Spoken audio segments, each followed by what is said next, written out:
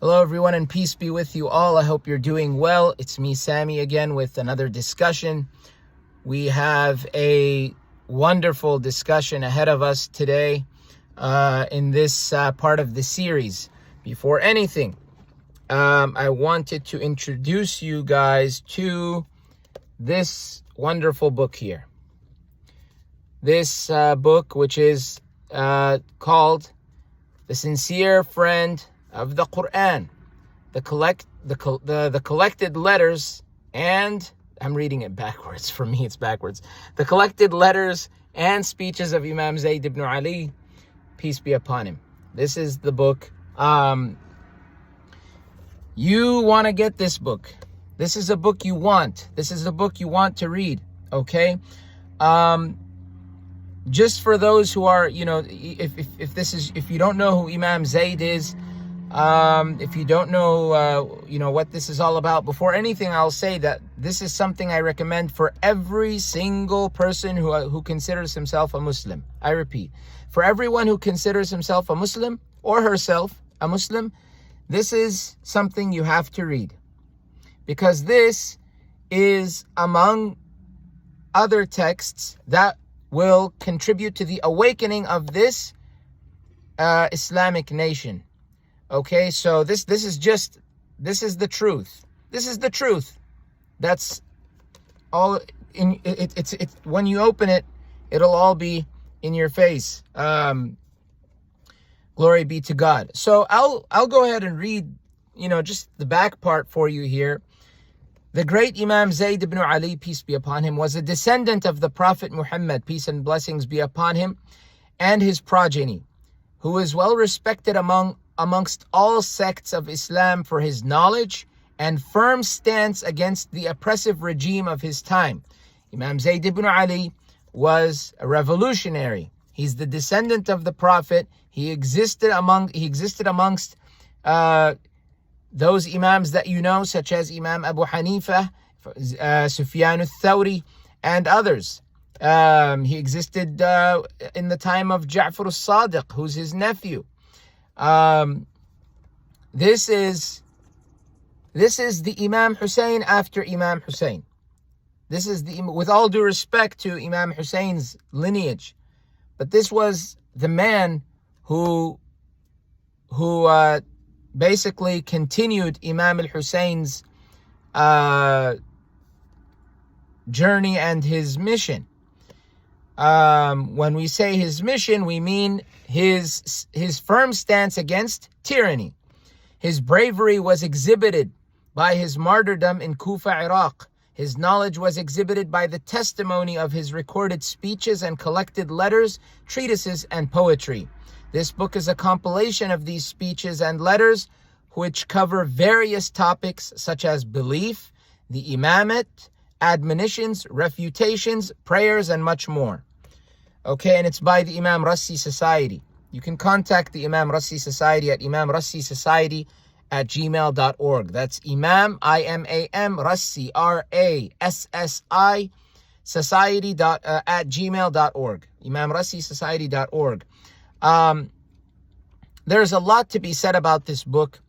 What I'll do is I'll just, give you guys just maybe a quick rundown on what you can find in this book. You'll find the letter of Imam Zayd ibn Ali to the scholars of the Islamic nation, the treatise of belief. You'll find belief in here.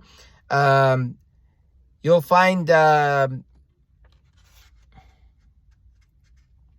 who are the Prophet's family, the establishment of imamate, the establishment of appointment. You guys are thinking, oh, this is a Shia book. No, it's not limited to Shia. It's not limited to Zaydis. It's not limited to Zaydis. The killing of Uthman ibn Affan, may Allah be pleased with him, seeking permission to debate. The statement of the Levantine, Imam Zayd's response to the Levantine regarding the matter of Uthman, a man from the Levant. The Levant is Syria, Jordan, Lebanon, Palestine, that area. The reply to the Levantine regarding the minority and the majority. The sermons and statements of Imam Zayd. Different sermons discussing God consciousness, his statement about the Qur'an. Qur'an This book is very Qur'an centric. Very, very Qur'an centric. This is why the Zaydi creed, when it comes to creed, is very it is in accordance with Qur'an. The imamate is something I personally have my disagreements with. Maybe they'll change, I don't know, but even that is in agreement with the Qur'an. So it's still in agreement with the Qur'an when it comes to the Zaydi interpretation, which I view as a valid interpretation. It's a valid interpretation. The replies of Imam Zayd to Wasil ibn Ata.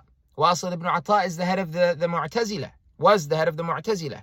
His response to a Christian, the Medinan letter, his replies to Bakr ibn Haritha's questions. You'll find some of the poetry of Imam Zayd. Many things you'll find in here. You will find that there are the sources that are used are maybe Zaydi or what is known as Sunni. This is a revolutionary text. This is a text which will uplift you, God willing,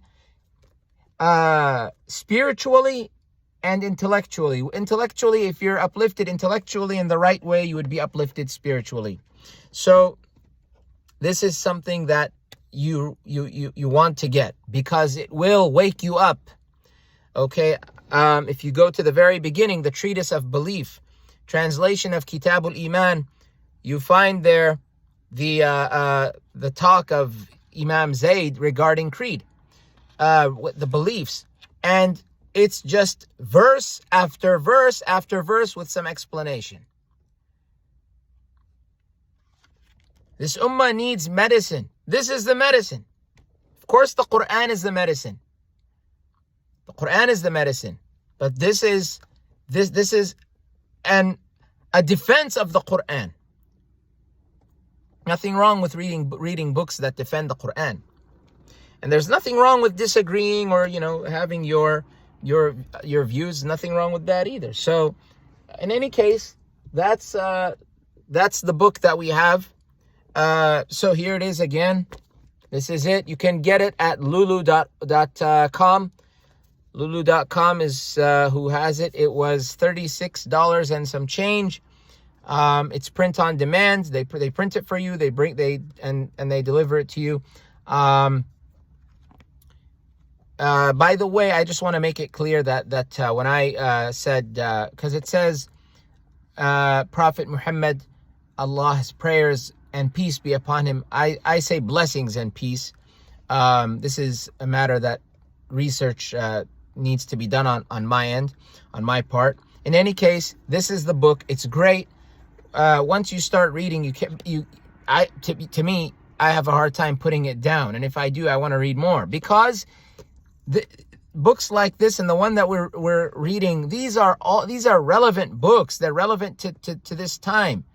Okay, and they're relevant to any time since the creation of time, since the existence of evil and deviance. And this book challenges it. Don't worry, no bid'ah, no innovation, no ghulu, exaggeration, none of that garbage is found. None of that garbage is found. Okay, if anyone wants to stay away from that type of stuff, it's me. So this is against that. This is the book. Whoever you are, if you consider yourself a Muslim, get this. Okay? In any case, so the Muslim Ummah doesn't know who Zayd ibn Ali is. He's a descendant of the Prophet. Many of them don't even know who he is and what he was about. That was the goal of the tyrants, is for you not to know who people like this are. They want you to know who they are, but not who people like Zayd ibn Ali are. There's nothing wrong with knowing other people, men and women of virtue. But what about the early ones who took stands, great stands for the sake of Islam? In any case, so that is that. Let me gently put it.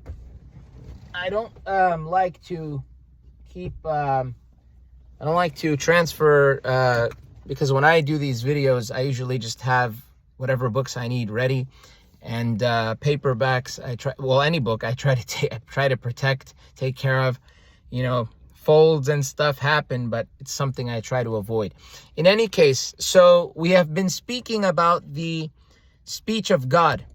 The speech of God, we arrived at the conclusion that the speech of God is created. It's not uncreated. It's created. We gave our reasons. We said that speech cannot be eternal. If it's eternal, nothing can come before it. Nothing can come after it. Because it would be in a sequence. More than that, speech it's an occurrence. It's something that comes to be. So the Torah came to be. It came to exist.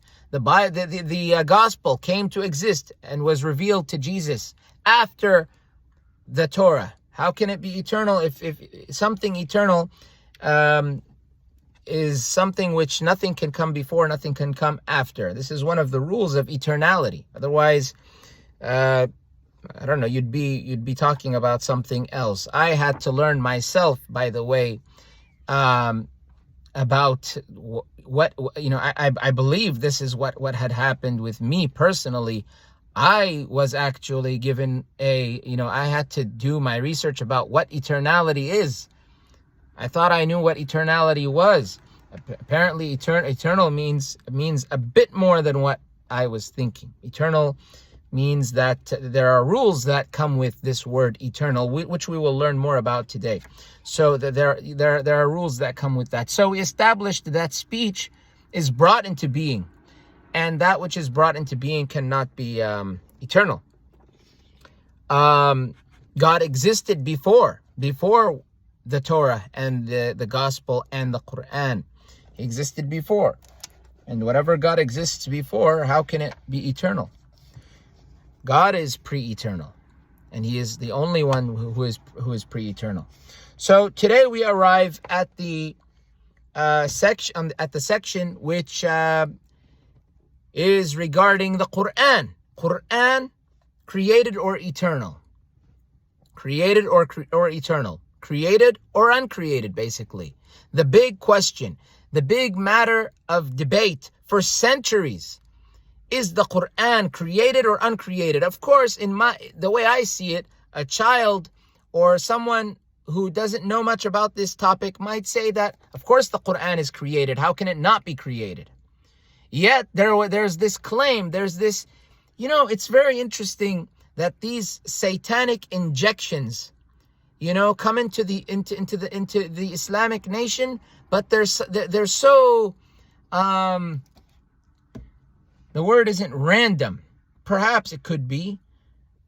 But there are these injections which are about matters that are like this. For example, like the Qur'an, created or uncreated. Who would think of such a subject? Why is such a subject such a big deal? But it became such a big deal. How could such a subject become such a big deal? What about what we were talking about before? When we were speaking about corporate reality, God having a body, not having a body, how can anyone say such a thing? But you see how Satan comes and he just injects this poison and causes this mischief. Do you see? This is the fitna. These are the problems that he causes by injecting matters into the hearts of corrupt people, corrupt men, and then they go and spread mischief through the land. And then other people have to come and clear up the dust and the filth. We have to come and clean up. And it's our duty and pleasure to do such a thing. And I don't want credit. I want the pleasure of God. That I do want. But I don't want credit.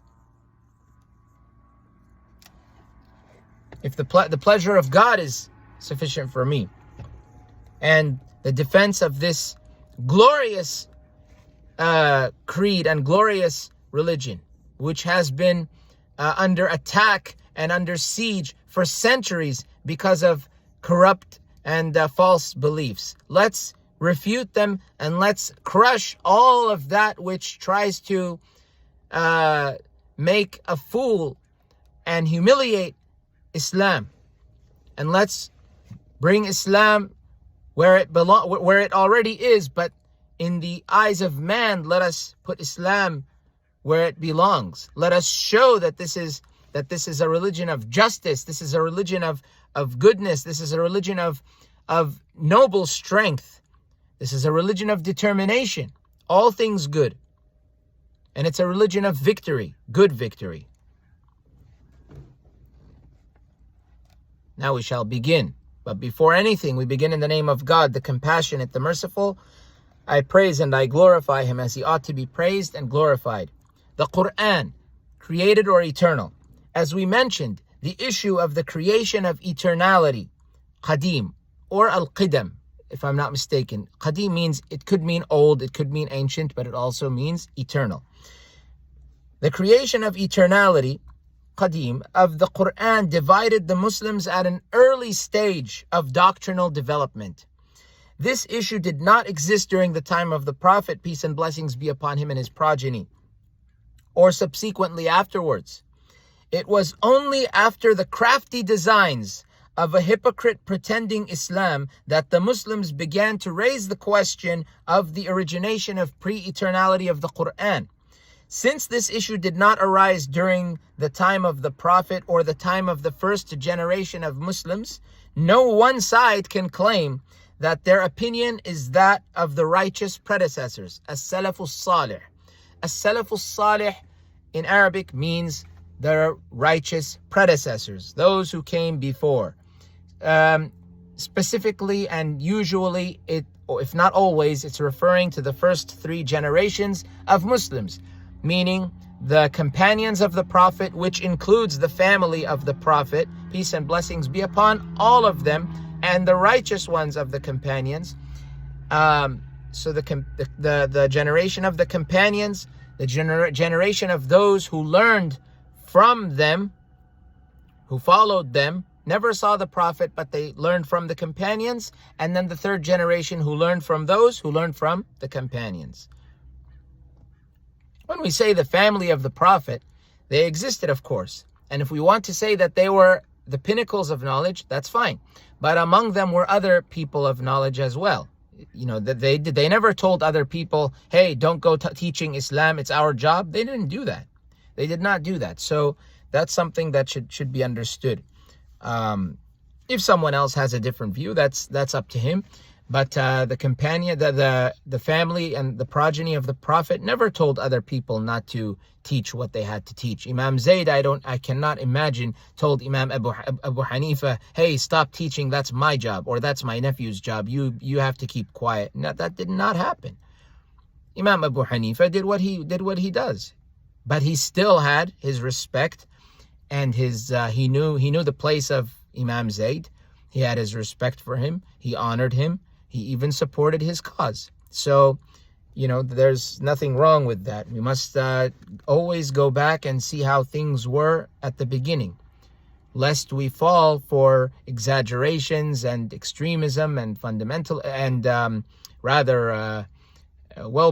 fundamentalism, meaning you resort to extremism, and you become someone who claims that you follow someone who came before you, but the person who came before you was way more simple, way more, just easy to deal with. And that's what you'll find in the book that I had presented earlier, about the collected speeches and letters of Zayd ibn Ali, peace and blessings be upon him and his father. You will find that his speech was very simple, very simple. The progeny of the Prophet, I would say especially the earlier ones, they were not people of confusion and taking people here and there. These were men who reminded you of prophets. These were men who reminded you of the Qur'an.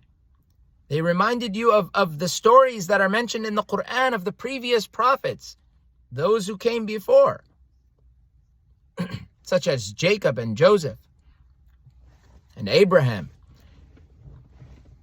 and Moses and Jesus. They remind you of them. If we didn't mention their names, the progeny and also other men of knowledge, if we didn't mention their names, we would think that we're talking about prophets. And if we didn't know about Prophet Muhammad, we would have thought that these are prophets. But they were not. But they were on the path of the prophets. Amazing. Just amazing. Doing what they're supposed to do, but it's all in harmony with each other. It's not forced. It's not unnatural. It's not artificial. No, it's all natural. This is what the Islamic nation needs. Okay. So no one side can claim that their opinion is that of the righteous predecessors, the Salaf. That's why they're called Salafis, by the way, because they claim to follow the Salaf. But even many of them say that we're not Salafis, we're just people who follow the Salaf. That's what they believe, but little do they realize that they don't follow the Salaf, because the Salaf did not believe that God was a physical body in the sky. So, as the Salafis believe. So in any case, no one side can claim that, oh, the Salaf believed this or the Salaf believed that with regards to the creation of the Qur'an, because this was not an issue at that time. It was not an issue during the time of the early predecessors.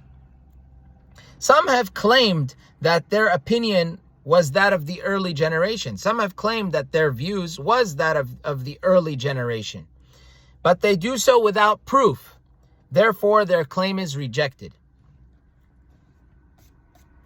This issue of heated debate found its way more so in the writings of the philosophers and theologians, rather than the narrations of Quranic exegesis and hadith literature of the classical period.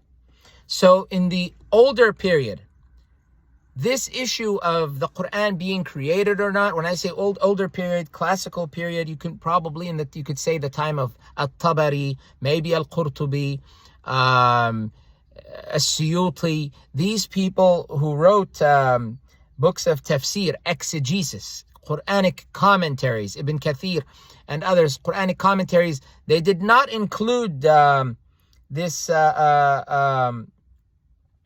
issue in the narrations in their books, if I'm not mistaken. In my experience with having read different pages of tafsir, different pages, I say, not all pages, just different pages, I have yet to see something which talks about the creation of the Quran as an issue, as a subject. I have yet to see that. If anything, I haven't seen it, but it could be that one of those scholars maybe mentioned that such people believe in the creation of the Quran, but they don't go into the topic, into its discussion. I haven't seen that. I haven't seen anything regarding the creation of the Quran. But if it was mentioned, I would imagine the farthest they would go is just saying that and this group believed that the Quran is created, maybe adding that these people are deviant, and that's that. If they're people who did not believe that the Quran is created, that's what I would believe. But as we see here, it found its way more so in the writings of the later philosophers and theologians, rather than the narrations of Quranic exegesis, the commentaries of the Quran, tafsir, and hadith literature of the classical period. So you didn't even find it in hadith literature. There's no hadith or narration or that says that the Quran is created or uncreated, or a section dedicated to the creation or eternality of the Quran. There is none of that. So nevertheless, it is incumbent that we examine the proofs brought forth from each side and critically assess them in order to reach a conclusive position on the issue. So let's go ahead and do it.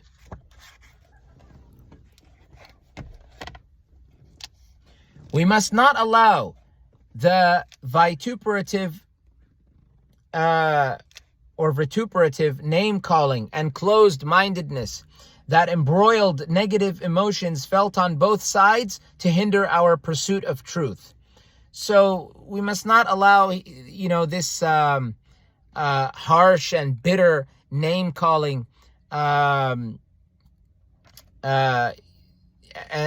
closed-mindedness that embroiled negative emotions felt on both sides to hinder our pursuit of truth.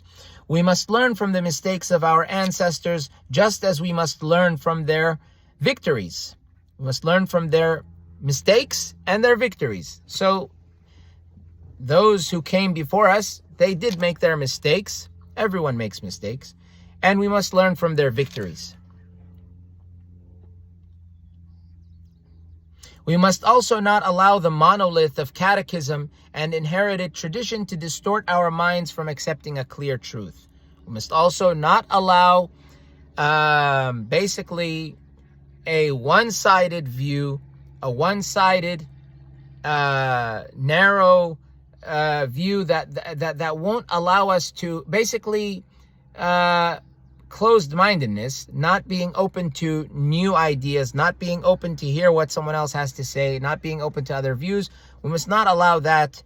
The monolith of catechism meaning a kind of a summary of beliefs, just a belief system, and inherited tradition. We can't let that distort our minds from accepting a clear truth. So it's good that they mentioned this, because one should not be closed-minded.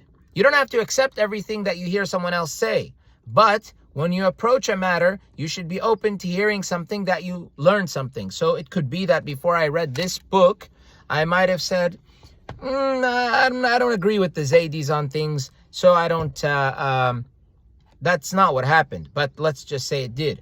So, I don't, well, actually I did, in the beginning, think to myself, maybe, for some, I can't remember what the reason was, to tell you the truth.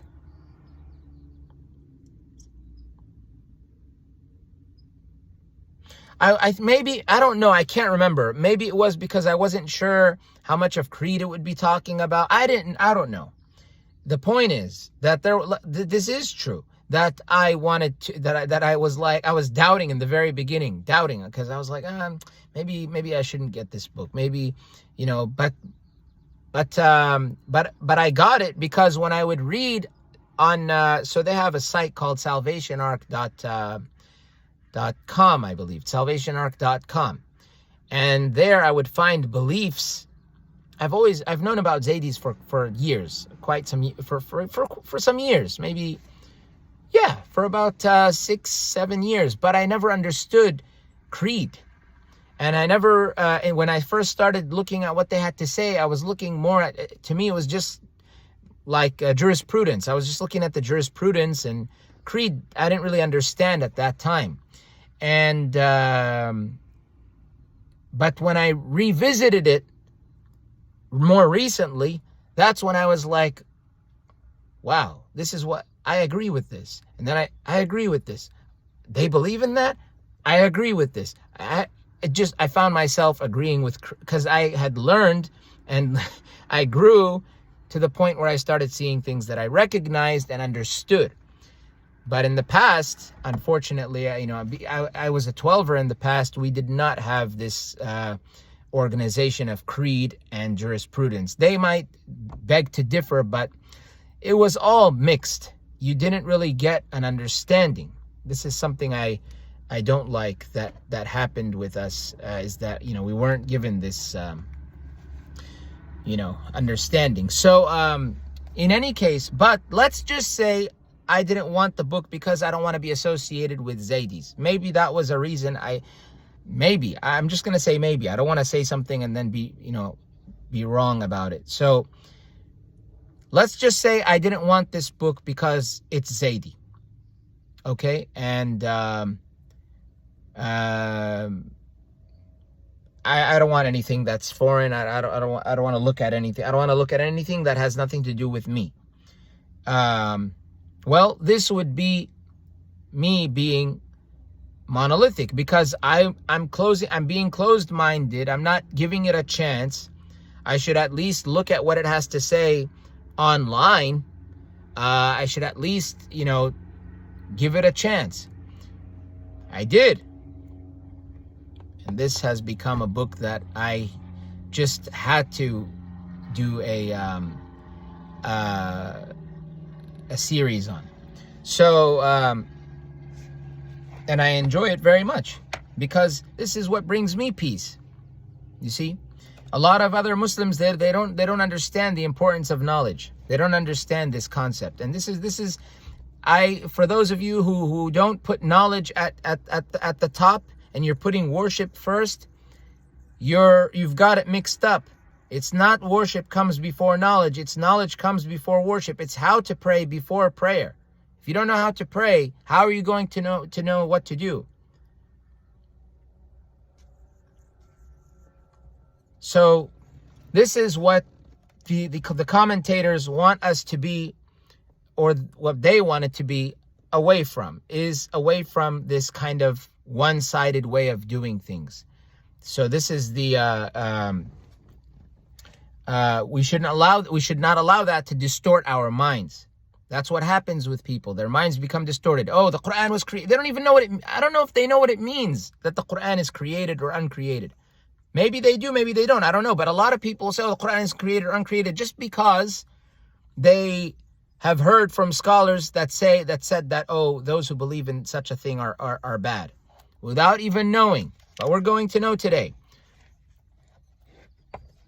Yes, I know I digress, but sometimes digression is not a bad thing. Many times.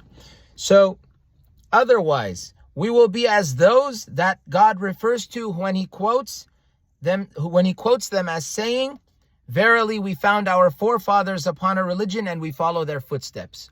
We found our forefathers on a religion, and we follow their footsteps. This is what the polytheists used to say, those who believe in many gods. This is why they used to reject, one of the reasons they used to reject prophets, because they said, you want to take us away from the way of our forefathers. This is what you're trying to do.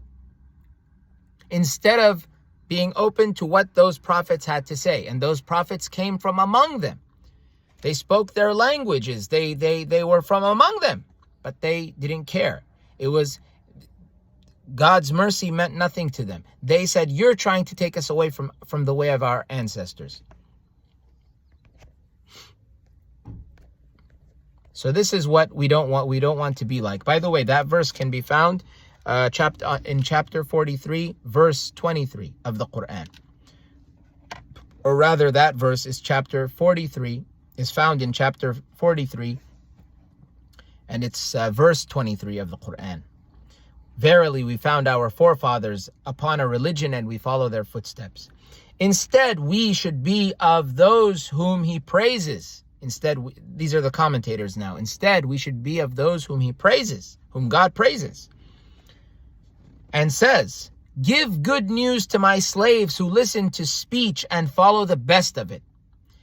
Those are the ones that God has guided, and those are the people of understanding." Quran 39, 17 to 18. We must first clearly designate that when we refer to the Quran, we are not talking about anything other than the speech of God revealed to the heart of the Prophet, peace and blessings be upon him and his progeny. That consists of letters and words recited by him and narrated from him through mass transmitted channels, tawatur, through his companions up until our time. Tawatur means when a narration, so when something has reached us, like the Quran. The Quran has reached us, right? It has reached us through chains of people. What that means is that, so let's say there is so-and-so who heard from so-and-so, who heard from so-and-so, who heard from so-and-so, right? This chain of so-and-sos is the chain we're talking about. Now, and I'm not calling those who transmitted the Quran as so-and-sos. I'm just giving the example. I don't want to belittle them in any way. So the line of people is known as a chain. If you have just one single chain, and some people consider that one single chain cannot be valid to declare a narration authentic in many cases. For example, narrations about belief. If it's one single chain narration, then I believe there are those Muslims who say you cannot accept it because it's a single chain. And but I don't know the details behind it. I don't know the details behind it. But single chain, so there can be a narration by just one single chain, or maybe 2 or 3 chains. But the Quran was given to us by many chains. This chain, that chain, another chain, another chain. That's what's known as tawatur. And the narrations, so that's what's known as tawatur. So we say that if a narration comes to us in such a way, we say it's mutawatir. That's what we call it, mutawatir. That would be the adjective. That would be the way we describe it. It's mutawatir. But the noun, what do we call this? It's tawatur. So that's how the Quran reached us, through mass transmitted channels or chains, mass transmitted chains of narration. So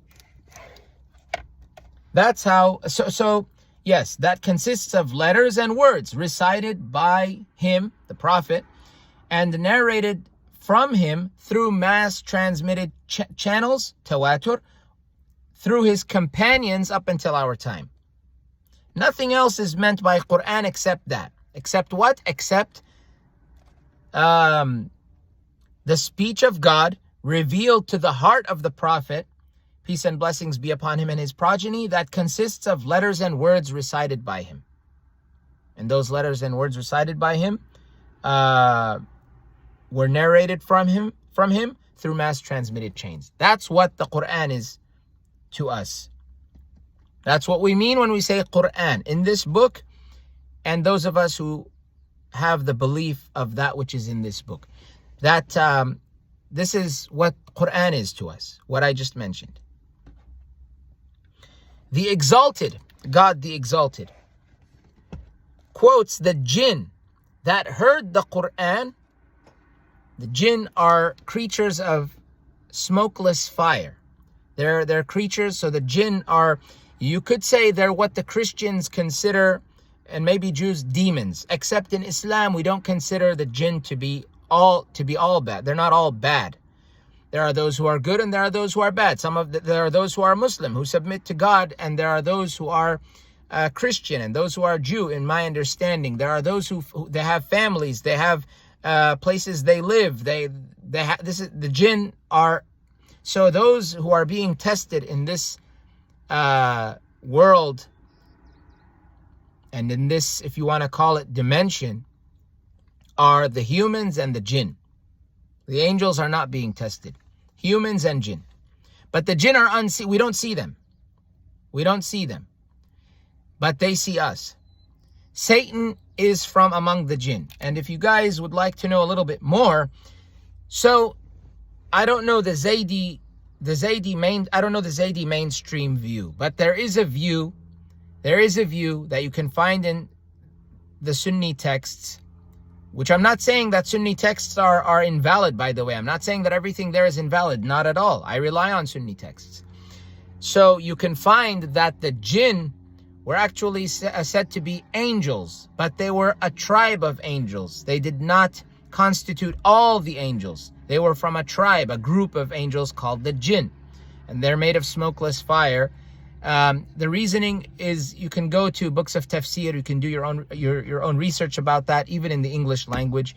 You may find some things about it, but there is a view that the jinn are angels, including, so Satan was an angel, but he became arrogant. That's the view that is there. I'm not saying this is the view you should believe.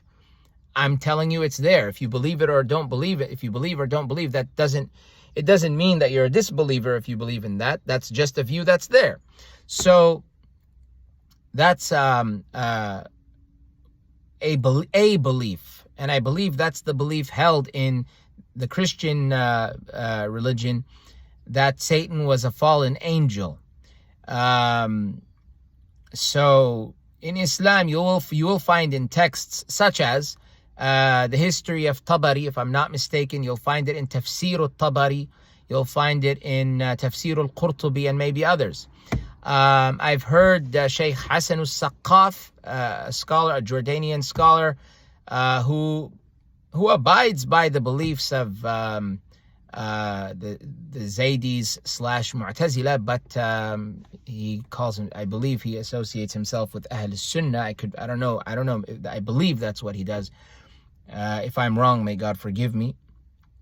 But he said that Imam al-Nawawi was believed that. So believed that Satan was an angel, or rather the jinn are angels, perhaps one of the two, if not both.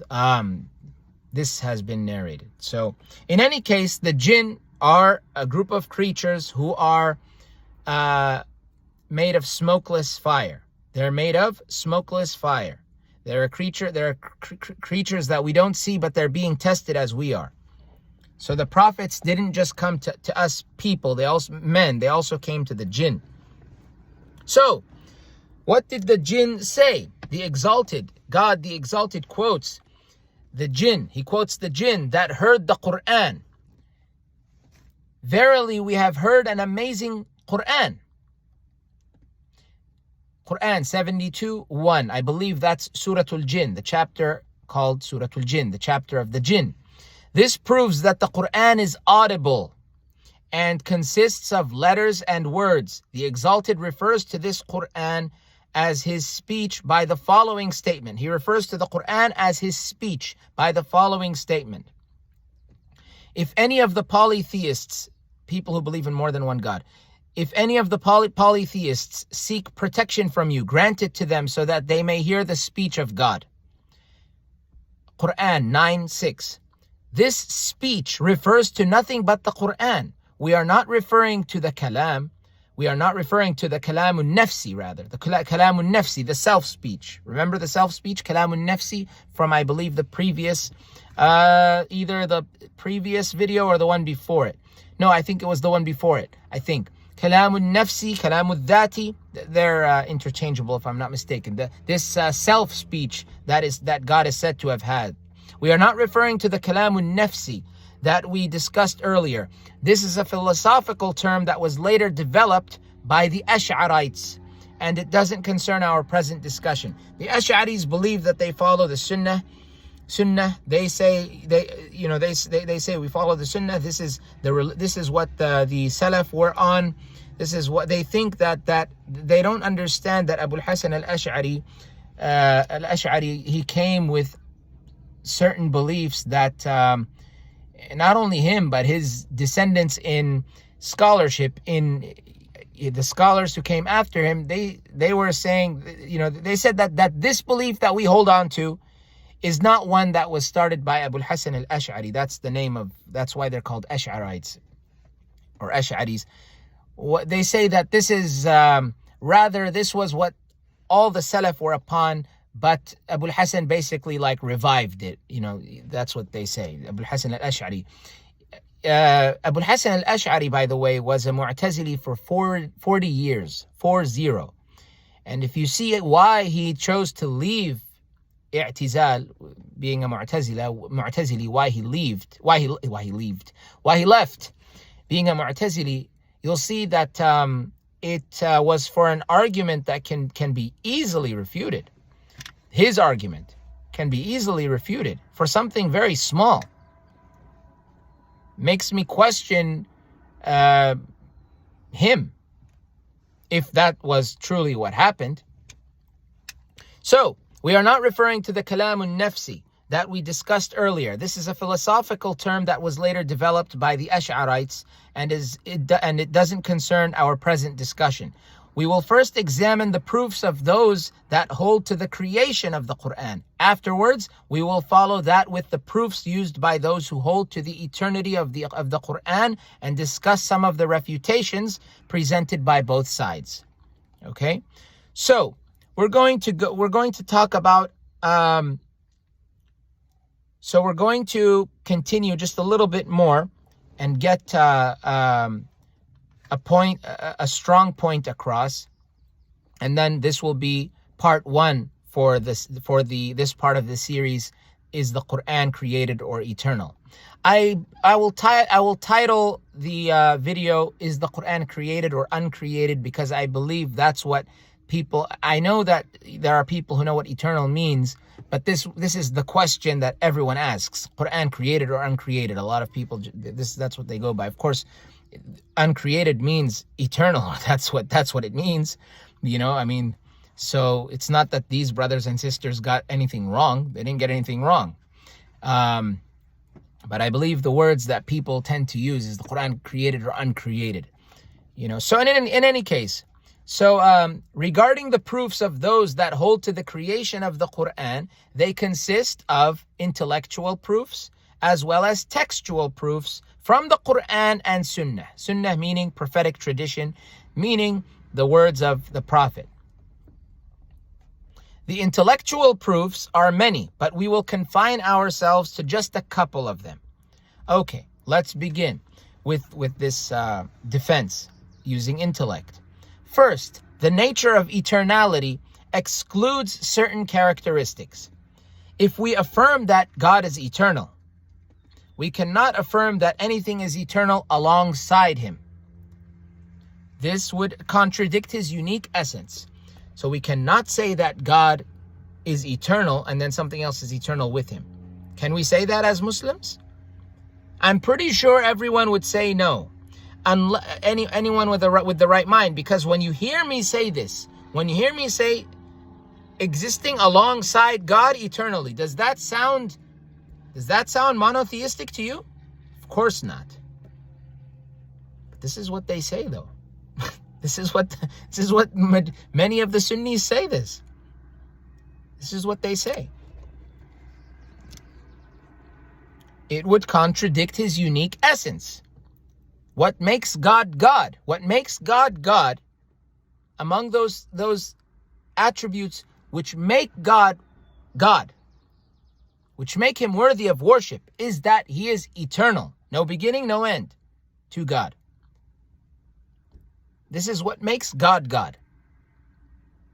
This is why we worship God, among the reasons we worship God.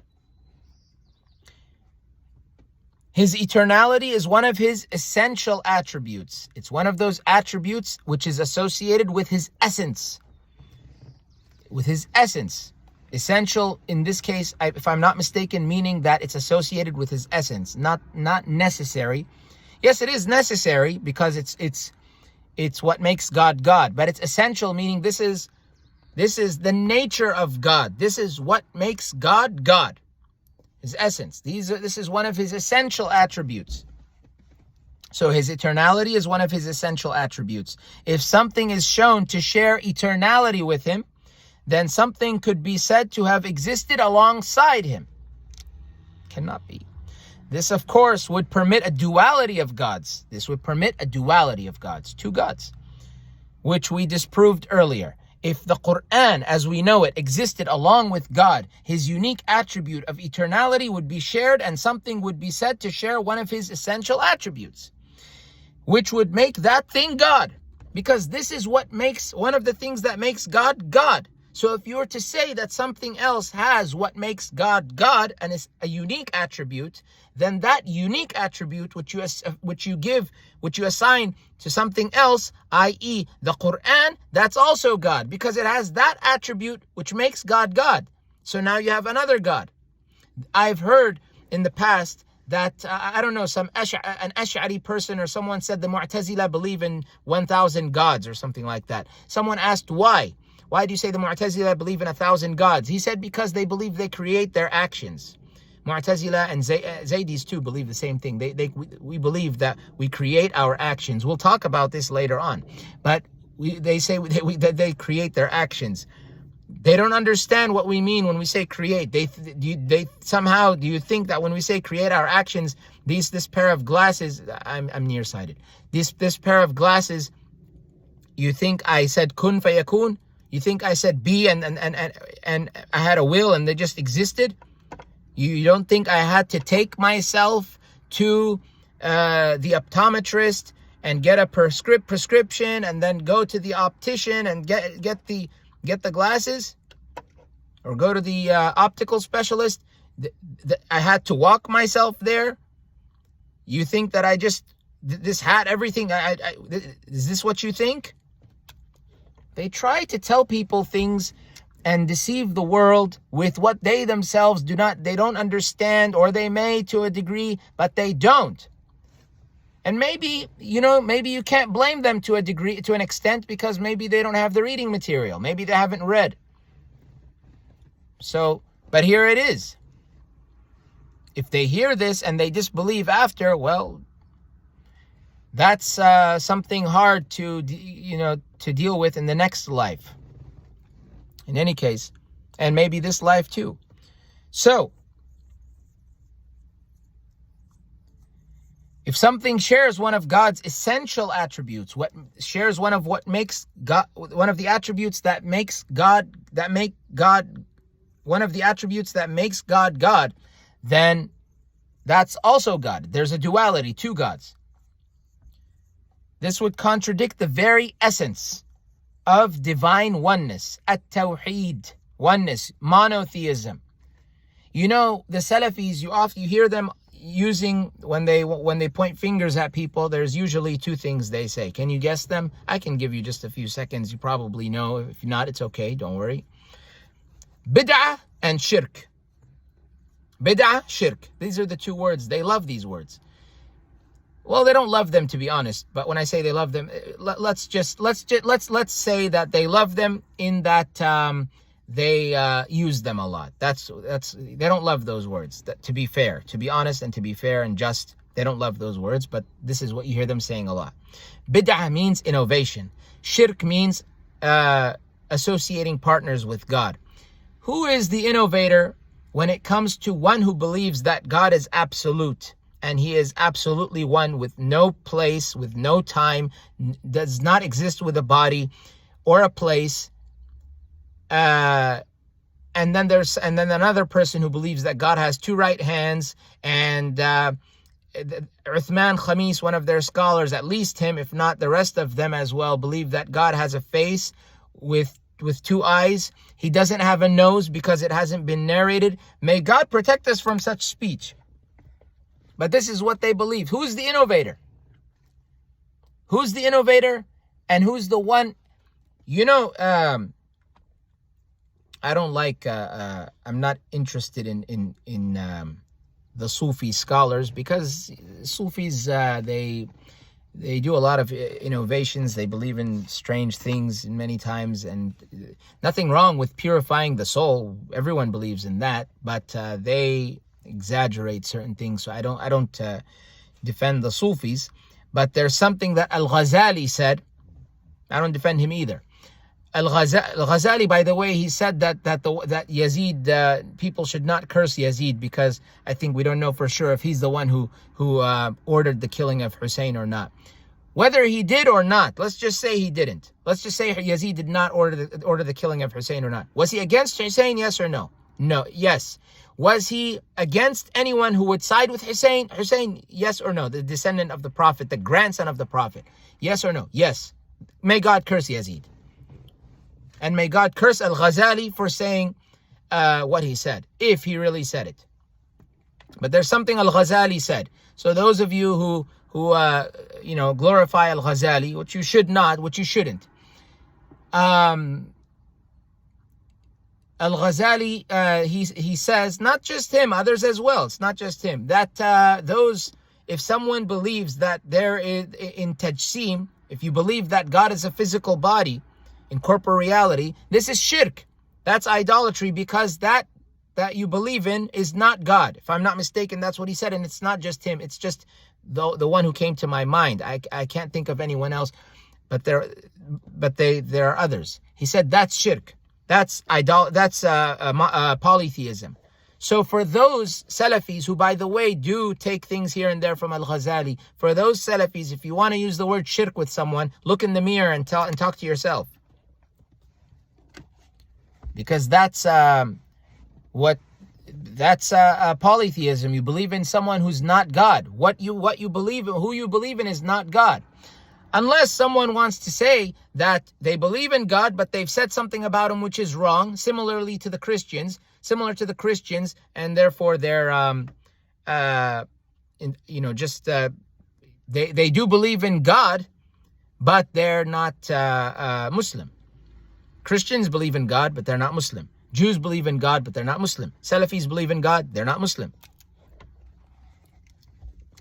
How can they be Muslims? How? Go back to when we spoke about corporeality. Maybe the third lesson, second lesson. In any case, the Salafis and those who believe that God is a physical body are not Muslims. Anyone who says that God is a physical body is not a Muslim.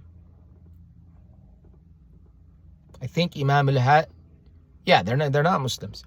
Okay, so once again, when speaking of the Qur'an, we are not speaking of the attribute of speech that abides eternally with God. We are speaking of the arranged letters and words that are recited, memorized, written, and printed. That's what they're discussing.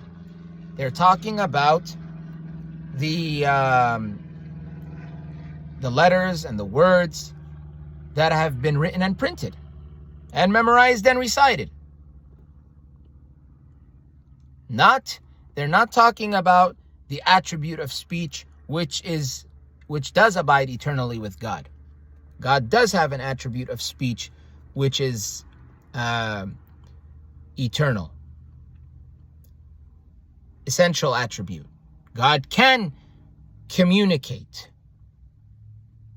He is not without ability to communicate. So, apparently, as we can see, that is, the Zaydis acknowledge, at least this particular group of Zaydis, if not the mainstream Zaydis, accept that there's an attribute of speech. Anyway, let's continue so that we can see, because the other side, I believe, uses this argument. I haven't gotten to what the other side has to say in this book. So, second, that which is eternal, its existence is necessary. That which is eternal, its existence is necessary. This is because the need for it to exist precedes the need for it to be created. That is, because something is brought into existence, this shows that its existence is not necessary. For example, the creation of the human being is not a necessary existence, a necessary existent. Wajibul wujud. It's not a necessary existent. Wajibul wujud means necessary to exist. Or you could say obligatory to exist, or necessary to exist. Both means it's similar, same. Because its existence, the creation of the human being, because its existence or non-existence did not affect anything before it came into being. Did the existence of humanity affect anything before humans were created? Was there any kind of chaos, or did anything at all? Not at all. Nothing. So therefore, that existence is not necessary, because with or without it, nothing is affected. Nothing is affected. If all humans ceased to exist, it would not affect the universe one bit. So it would not affect the universe one bit. Therefore, human existence is not necessary. The unnecessary existent can be removed without affecting that which was before it or after it. Likewise, the Qur'an's existence is not necessary. Its existence could end and it could be removed without affecting the cosmos at any point.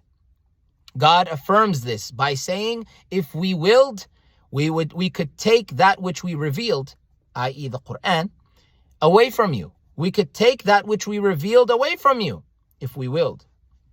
However, because God is eternal, His existence is necessary. This therefore proves that the Qur'an is not eternal. Did you see? Because God is eternal, His existence is necessary. There has to be God.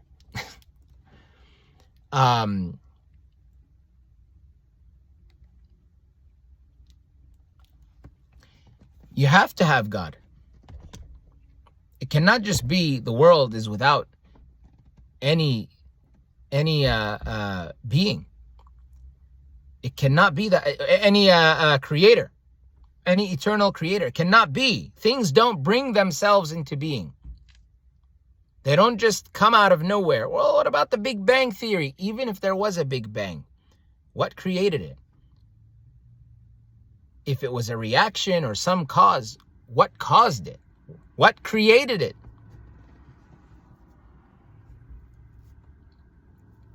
So,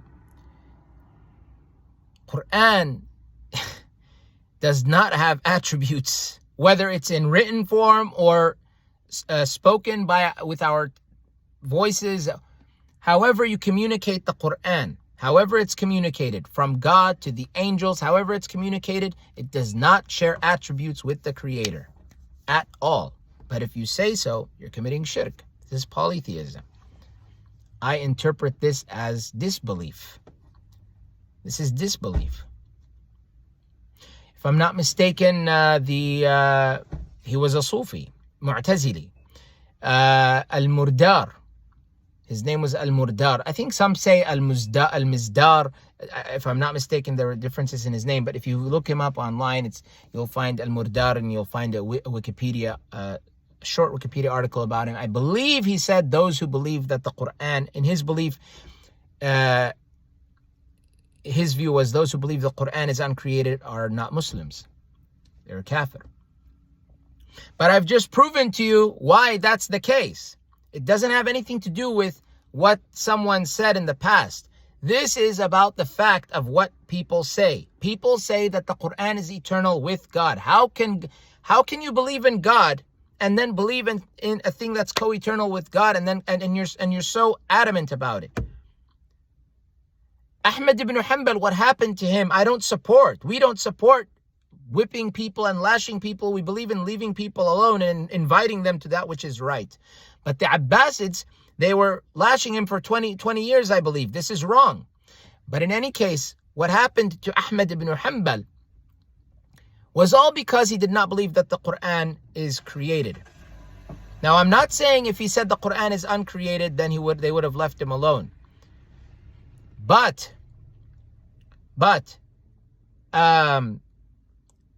this big fitna, this huge fitna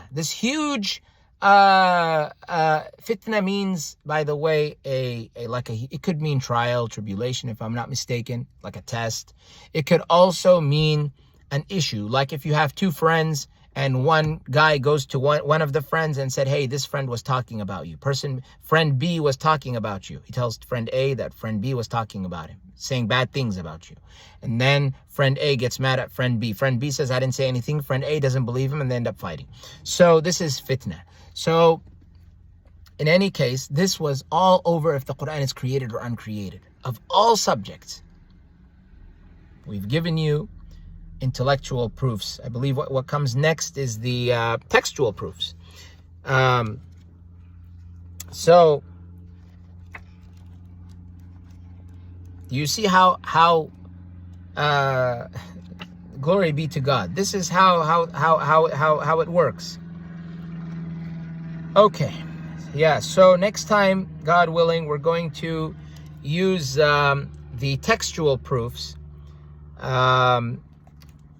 defending the createdness of the Qur'an. In any case, I remind you to get this book,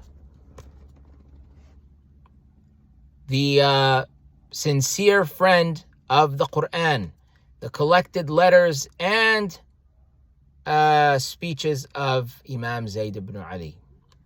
Okay, this is a book you want to get. It is paperback. Excellent book. Excellent book. Let's see if I can quickly just find something that I can share.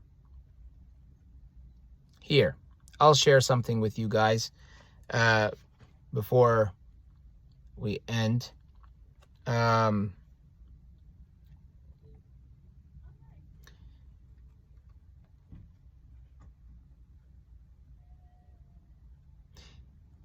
I'm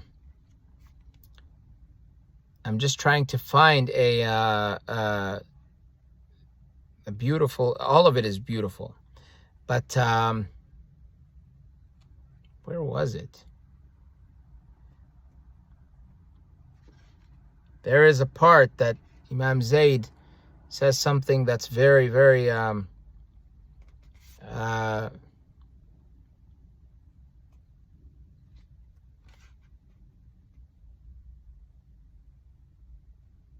didn't get there.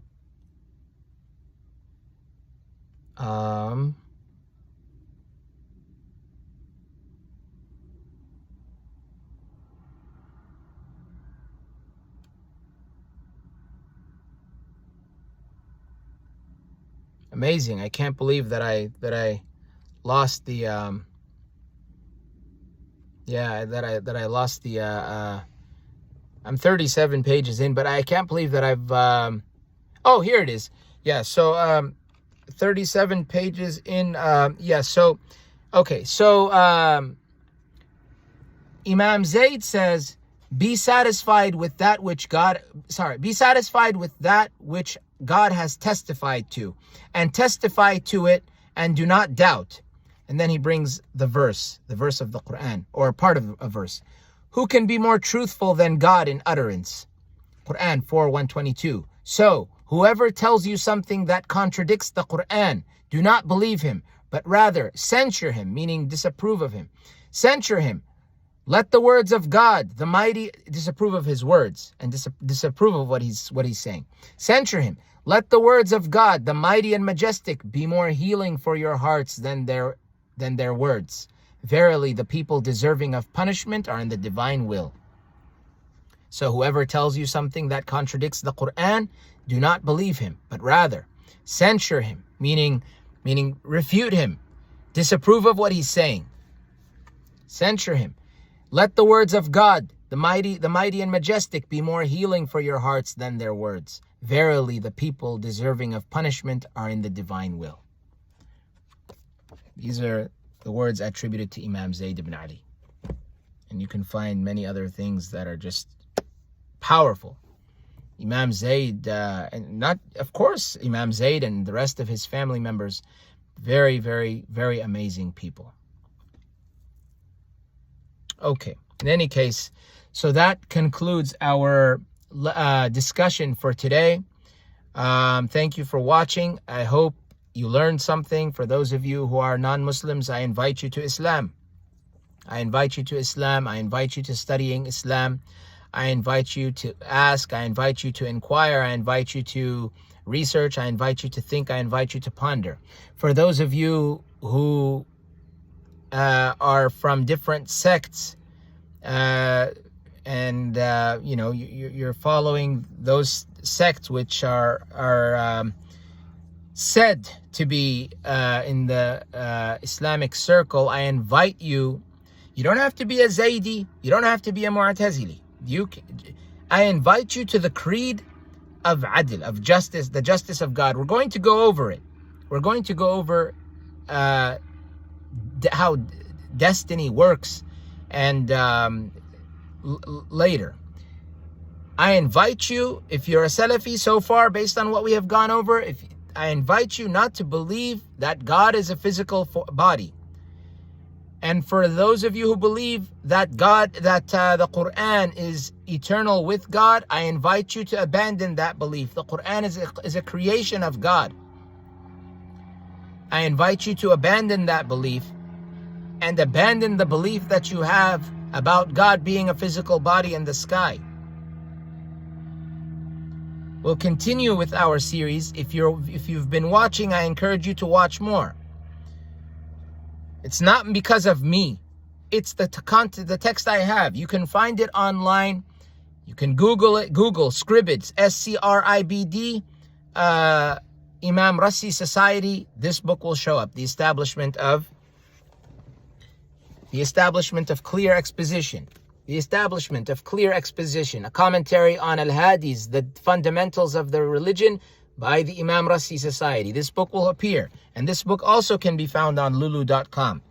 And So you can find these two books.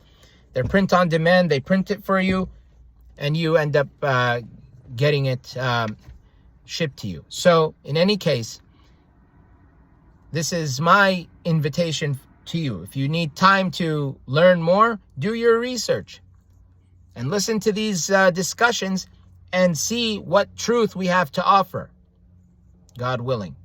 In any case, thanks for watching, everyone. I wish you well. Keep safe. I should have another video the day after tomorrow, God willing. I was supposed to upload one yesterday. I'm sorry I didn't do it. Today I am doing it, God willing. So thank you for joining me. Thanks for watching. I'll see you next time, God willing.